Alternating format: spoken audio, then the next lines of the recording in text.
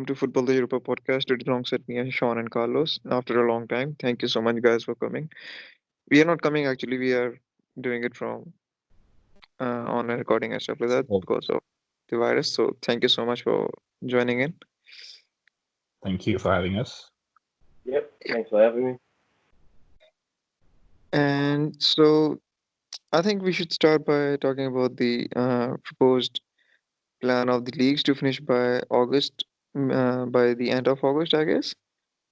So the football won't be returning till I guess the end of May, and in June and July we will be having a massive season of leagues and the Champions League and everything else happening. So I don't think we will be playing after a week's gap or something like that. It will be like playing every 2 days, and that will amount to a lot of injuries and stuff like that because players are coming after a long layoff and they won't be having much time to uh, be match fit. So how do you guys think of that? I think it's very predicted by the TV rights and the fact that they want to basically have matches played on TV as much as possible to ensure money keeps flowing in. So I mean, the players agreed to it. From what I understand, a lot of players have agreed to playing every 2 days.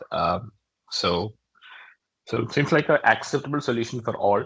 But of course, it's predicated on the fact that you can actually do this safely in May and June. So I hope that that will be the ultimate priority. It's a good plan to have, but obviously it's not really predict. It's not really the plan is not really dictated by people, but more by the virus. So I just hope that they ensure that it's very safe before they actually do it. Yeah. Anything you would like to add on, Sean?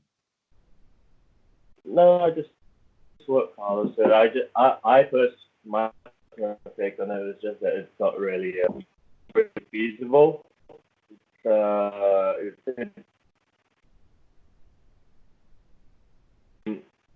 yeah, it's great that all the clubs want to finish the season, but as far as they need a whole full preseason match fitness, and that's what 1 to 2 months, 1 month, 1 month, yeah, 1 month, and then back to that, so it's a high risk of injuries, and getting them to do uh, just get back into it, and then subsequently go back into another season without any break.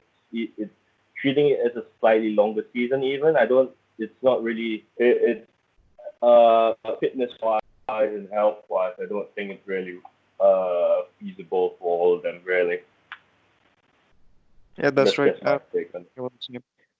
And also read this morning that they have cancelled the preseason for all the clubs. So that is the International Champions Cup, they say. So the clubs will be losing out on $18 million.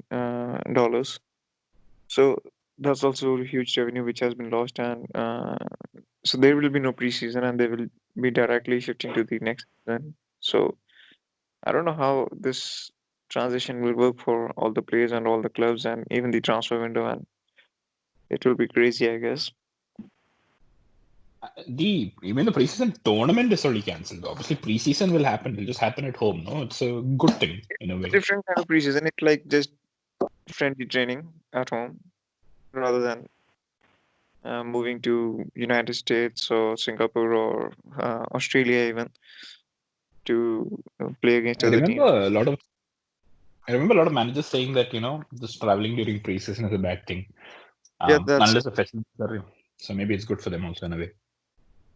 probably. So also something interesting happened this week that Jose Mourinho was caught training with other players in a park. And who were the players exactly? Do you remember the names? Interesting is Ndombele, which is kind of nice considering that he was speaking against him during the press conference.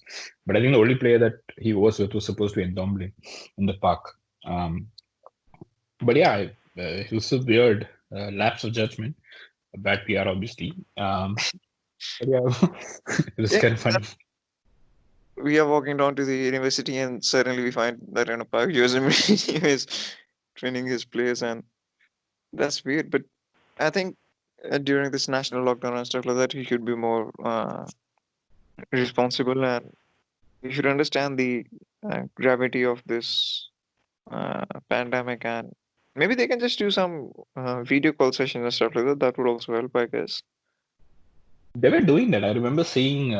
I have a feeling that Jose Mourinho is still staying at Spurs, like at their training center. He's not staying at his, or I don't know whether he's still staying at home or at the training center. But there was a video that went out where there's this huge screen that is like connected to some 25 other people on a Zoom call or something like that, and everybody's exercising on exercise bikes. It was really funny to see, including Jose Mourinho. He was exercising on the bike with like some physical trainer giving them instructions and stuff like that.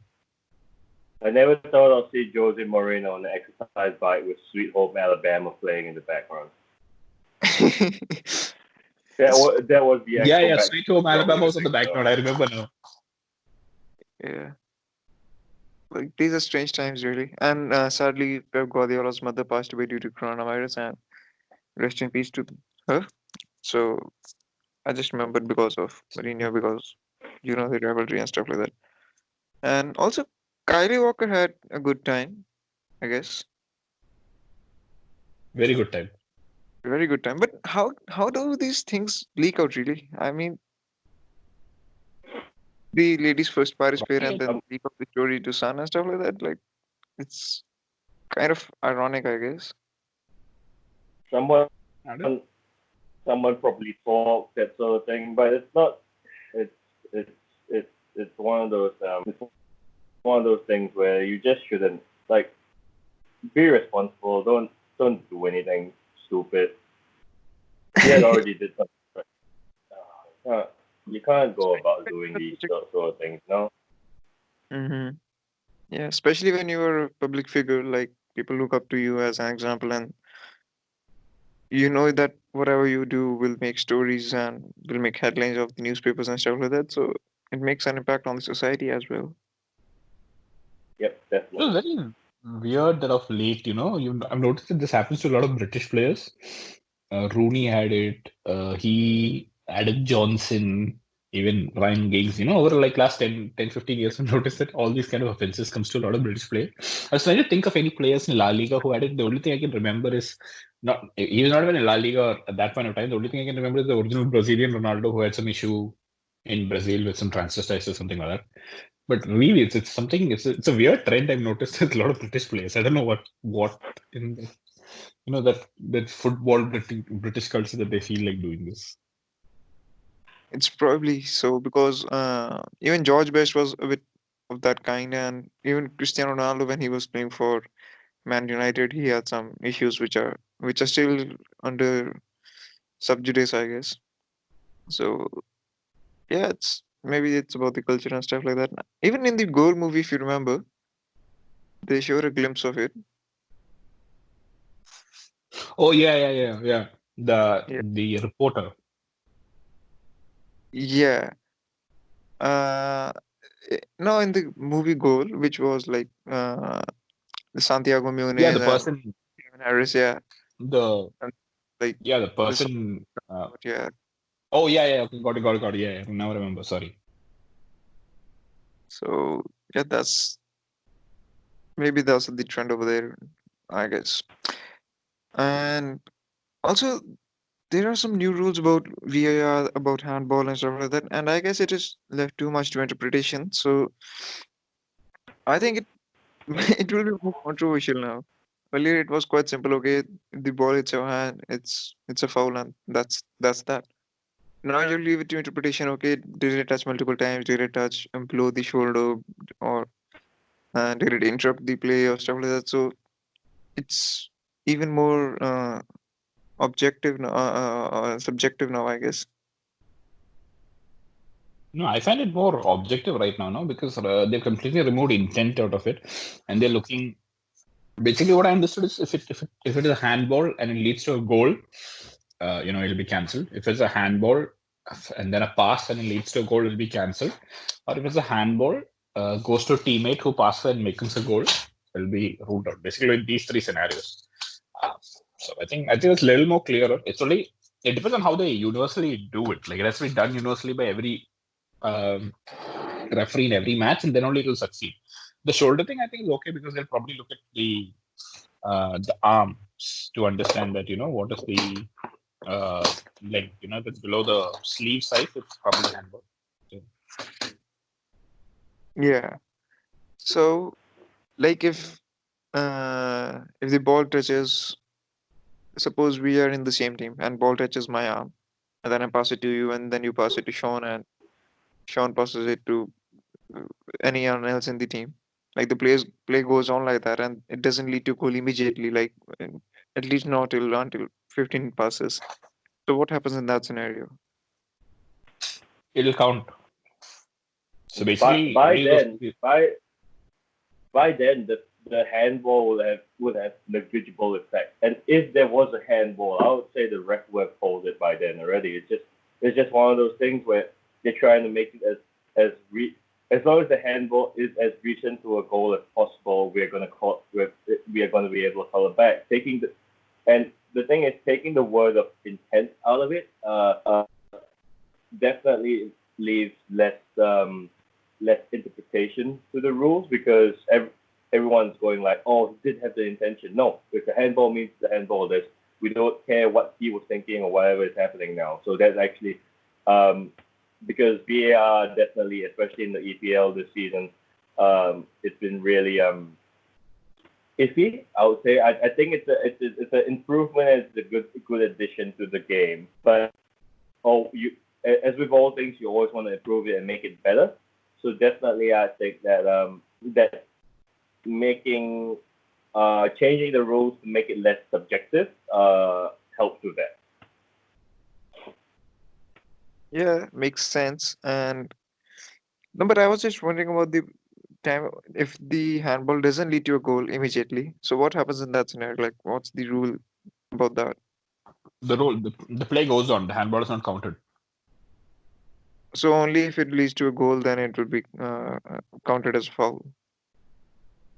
So if a player has a handball offense and he Yeah. scores a goal, a player has Uh-huh. a handball offense and he assists a goal, a player has Uh, a handball offense and he pre-assists a goal. These are the three conditions in which basically they will call the handball and the goal will not stand. Otherwise, it's okay. Yeah, basically. Strange, but okay. In So, the sense that it's trying to reduce the subset of handball decisions to only when it's a goal-related thing, which is okay. Like if you have a handball right in the middle of the pitch, I don't think it makes a huge difference. yeah, And also it removes the intent option. but the handball in this inside the box will count as a penalty, right? Yes. Okay. Yeah. Yeah. It's not too different, I guess then. So, what else is going on in football? Liverpool has a funny situation. They kind of did a very unsportsmanlike uh, act, I guess. Now they have taken it back, if I'm not wrong. So, how do you see that? Like, if you have the money to support all the staff and you still follow them, so I don't think it sets a good example for any of the businesses, I guess.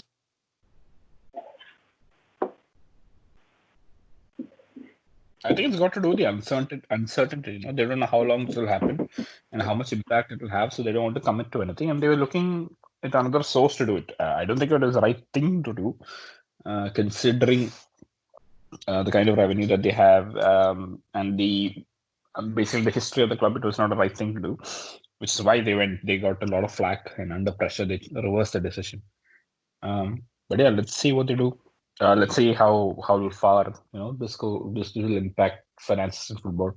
But what they can do is that, okay, they can say for this month, at least we will support them and later we will see how it goes. So, like, you can commit by month to month and see how your finances go and how the situation advances. I I I think think. Sorry, Sean, go Carlos, ahead. you go.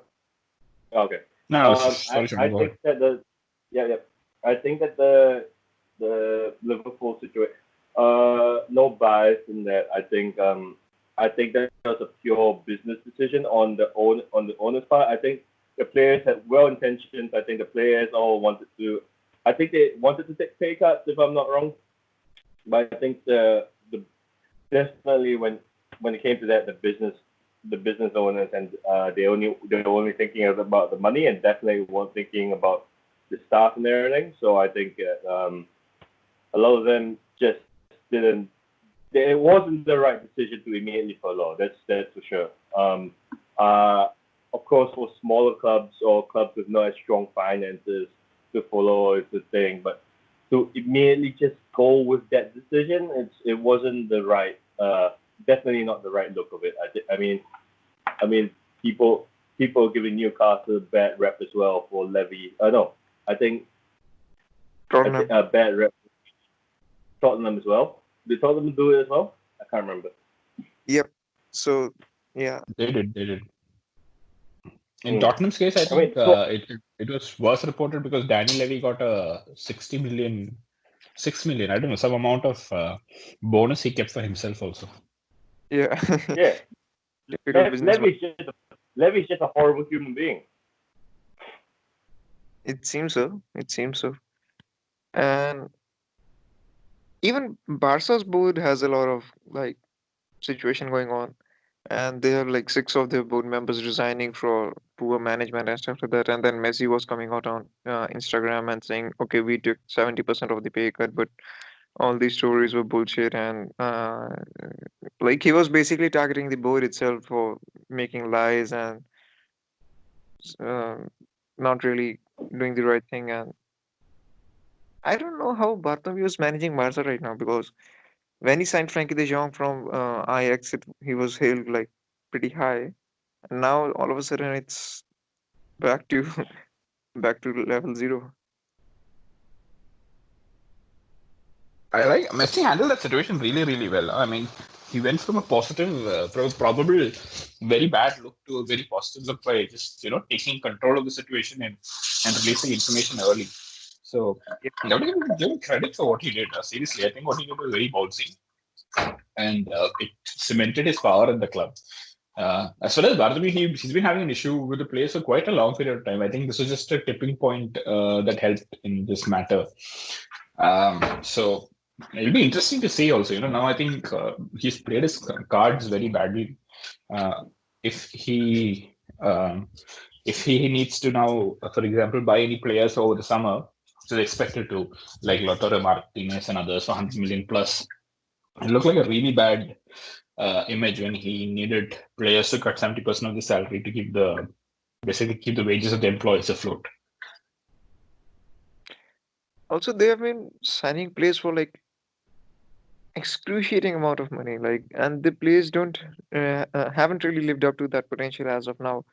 And then they have like exorbitant salaries for each player. Like Messi is like what 50 million a year, I guess, and what Real Madrid paid to Ronaldo was like 27 to 30 million, I guess, a year. So I think the finances aren't really well managed in Barca. And about Messi, I think he's shown his true leadership traits right now. And mm, Barca fans like Culés usually say that, okay, we see PK as the next president of Barca. But I guess Messi is the one who should take on the charge after all the recent actions of Messi.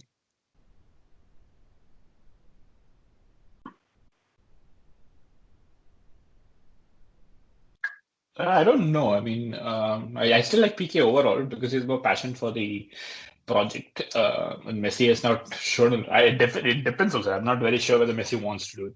I think PK is very clear from the very beginning that he wants to. He's something like Iker Casillas, who's always said that he wanted to be part of the board or even a president, something like that for a long time. So I'm not 100% sure about that, but I think I like the part that you mentioned about the transfer strategy. It's amazing that how they've got so many forwards around, like Coutinho, Dembele, Griezmann also is not great. and now they want to go after Martinez. So that's They've almost got 400 great to 500 for million that they've spent.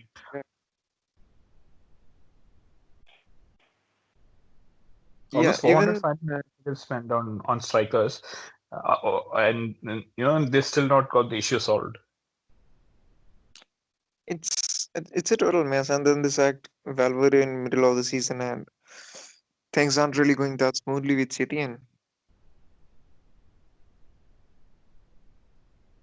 Yeah, I've said this before that I feel Setien was a very bad short-term signing, very good long-term signing. I think this works out for him because right now there's no short-term problem that he has because there's no matches. And even it's good. I think this lockout is good for a lot of coaches like that. For example, I think it's great for Setien. He virtually will not be sacked even if the season continues. I don't think Zidane will be sacked even if the season continues and they win nothing.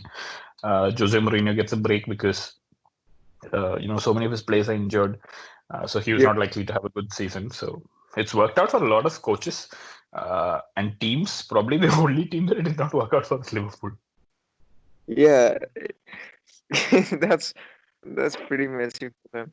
But I was also thinking about one more thing. Like, if the season doesn't continue and the status quo is the same, and what happens for the Ballon d'Or and all the other individual awards? Like, based on the current season, like season was to end right here and now. So, how would you like rate the players on performance? I think they can only rate them till the period that they played for. It'll be interesting because Ballon d'Or is for. Uh, so Ballon d'Or for this year would be for performances in the last year, right? Or the current year. Yeah, for the current year. Oh, I think then they'll have to skip it, man. What are they going to do in 2 months of football? Yeah, I wasn't. I meant Ballon d'Or, not typically Ballon d'Or only, like FIFA, the best and the UEFA Player of the Year and all the individual awards. Like, they take the season account, not like the calendar year. So I was just wondering, The who one do that you think would be deserving if we had only this much of sample size? I think if there's only this much of sample size and you're looking at the entire season, I think Van Dijk has a very good chance because Liverpool are the only team that looked like they were definitely winning. Um, that's all. That's the only person I can think of, like off the top of my head. Who else would fit the criteria? Messi has not had a great season. Ronaldo has not had a great season, so they both are out. Nobody in Man City is having an extraordinary season. Nobody, maybe Lewandowski. He would be there in the top three, I think, because True. individually he has had a great season, even though Bayern has not.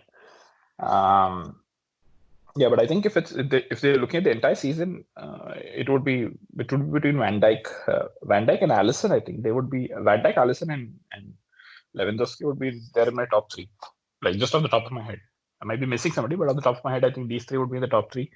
And in probably the FIFA Pro Squad 11, I would have a lot of the Liverpool players. Definitely both the fullbacks, for sure. Hmm. How about you, Sean?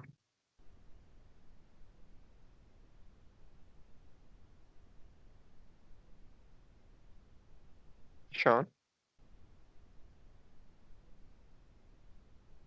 I don't know if you can hear me. Sorry, come again? Yeah, so we were just talking, like, if the season was to end right here and now, so who would be your Ballon d'Or pick for the season so far? Yeah, sorry, I was just blowing my nose.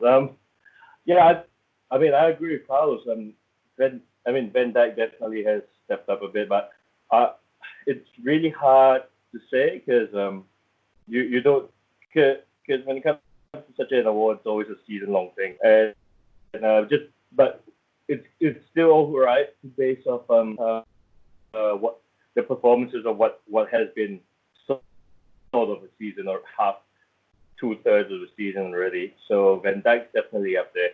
Um, I can't really say much else because I couldn't really tell. I wasn't really following the other league as much closely this season wise, unfortunately. But yeah, that's pretty much all I put my 2 cents in for him. Uh, there is one for youngster one, is it? The one that Mbappe got before, is there? Yeah, it's for the Yeah, young players. young players one. Definitely, I would definitely say that Trent Alexander-Arnold's definitely up for that. He really That's pretty. he's played really well. That one I can put it up for that. I don't know. Initially he was really shaky and everyone was really giving him stick for it. But I think Klopp put a lot of faith into him. And he's coming to his own. The thing is, for I have to attribute luck for him as well to be in that team where everyone's just they're playing it right, where he's able to perform and put out stats as what he has been doing. So that's definitely for sure for that. But apart from that, no one really stands out this season, if I'm being honest, apart from those two Liverpool players. I mean, Liverpool in itself stands out. Uh, but yeah, I can't say much outside of that really. Yeah. Carlos mentioned Allison and Lewandowski as well. Yeah, they've performed terrifically well until Allison's injury. Lewandowski, if when is he not scoring goals? So yeah, um, I don't know. Just a bad season for Ronaldo and Messi is still a good season for everyone else right now. So yeah, there's that. It's kind of been a weird season because it seems like the season has been over for like a year or so. Like we are talking about quite a long time back, but it is still ongoing, and we tend to forget the performances and stuff like that. And most of the times, that these are the crucial months when we decide who the winner is, because all the UCL knockout games come up and all the league winning games come up. So these performances really matter a lot, and not having that kind of the sample really makes you wonder what it could be. So yeah, I guess Van Dijk has been quite uh, consistent throughout the season. So maybe he will be the most deserving one. Anyways, we can move to the last topic, which is Ronaldo coming back to Real Madrid rumors. So how do you feel about that, Carlos?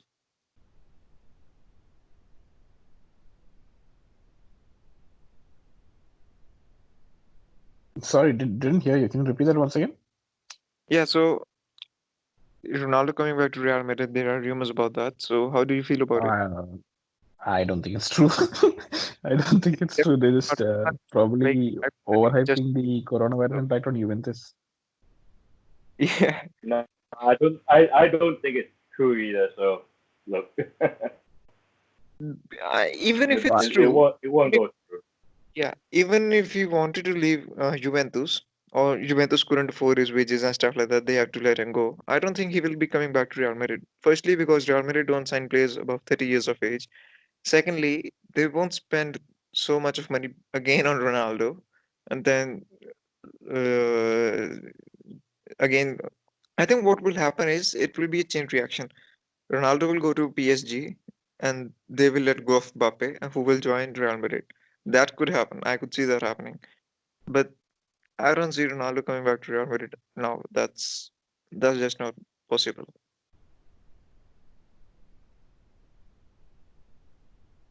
I just don't think he'll leave Juventus. So, um, I can't see him leaving Juventus. He seems happy there, and more, and also like he probably want to fulfill his mission of winning the Champions League there. So I don't think so. He will leave that easily. And right now, I don't think so. It will be easy for clubs to buy him also. Yeah, that's right. The only That's why I said that the only possible scenario which I find likely is the because Mbappe will be joining Real Madrid one day or another, and they will have to replace him. And PSG is the kind of club who looks for immediate replacements and immediate success and stuff like that. So they might be willing to spend that money on Ronaldo instead and try their shot at UCL for a year or two. And if they get it, it's good. If they don't get it, they still have Ronaldo in their team, and that's quite a big uh, thing to have for revenues and for popularity and everything else. So that's the only thing which can work, I guess.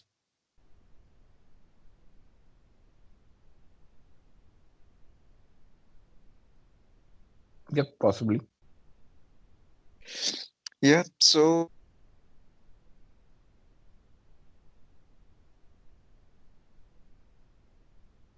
moment.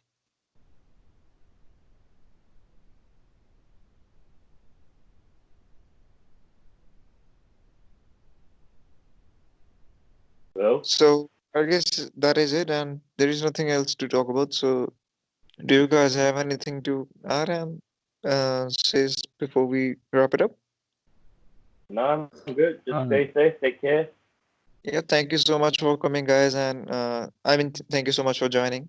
And hopefully, we will be able to do it face to face once again once this is all over. So, thank you so much for listening, guys, and keep uh, stay in home, stay at homes, and keep safe. Thank you so much for joining. thank you. Bye bye. Cheers, man.